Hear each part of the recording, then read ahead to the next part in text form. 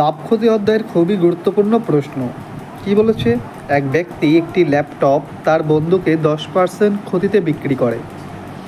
বন্ধু ওই ল্যাপটপটি আবার 20% লাভে এত টাকায় বিক্রি করে। তবে প্রথমে গাড়িটির ক্রয় মূল্য কত ছিল? সরি, এখানে গাড়ি হবে না, এখানে হবে ল্যাপটপ। কী হবে? ল্যাপটপ। তো লাস্ট এসে দাঁড়িয়েছে কত? এই জিনিসটির দাম 5400 টাকা, 54,000। তাহলে 54,000 এত টাকা এসে দাঁড়িয়েছে। কিভাবে?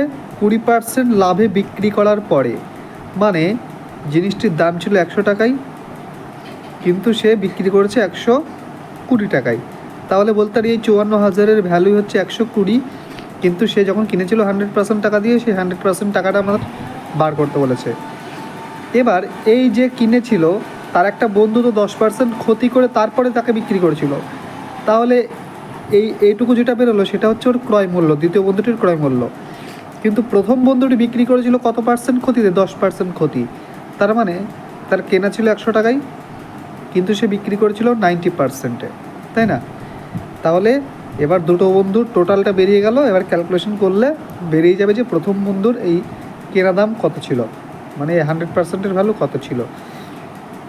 তাহলে ক্যালকুলেশন করা যাক। 0 0 কাটা, 0 0 কাটা, তাহলে 9 দিয়ে এটাকে কাটলে 6 9 54, থাকছে 3টে 0। 12 দিয়ে কাটলে 5 12 60, থাকছে 2টো 0। তাহলে 2টো 0 থাকলে ওপরে থাকছে 2টো 0 5-এর পরে, আর থাকছে 100-র 2টো 0। তাহলে আলটিমেট থাকছে কত? 50,000। তো প্রথম বন্ধুটির এই কস্ট প্রাইস ছিল 50,000 টাকা। তো 50,000 কোন অপশান আছে? অপশান গতে। তো অপশান গ ইজ দ্য কারেক্ট আনসার হয়ে গেল। আশা করি বোঝাতে পারলাম।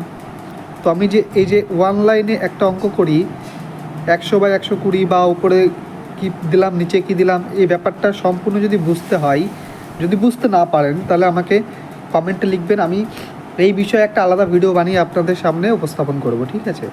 তো ভিডিওটি ভালো লাগলে একটা লাইক করবেন, কমেন্ট করবেন, আর বন্ধুদের মাঝে শেয়ার করতে তো একদমই ভুলবেন না। Thank you.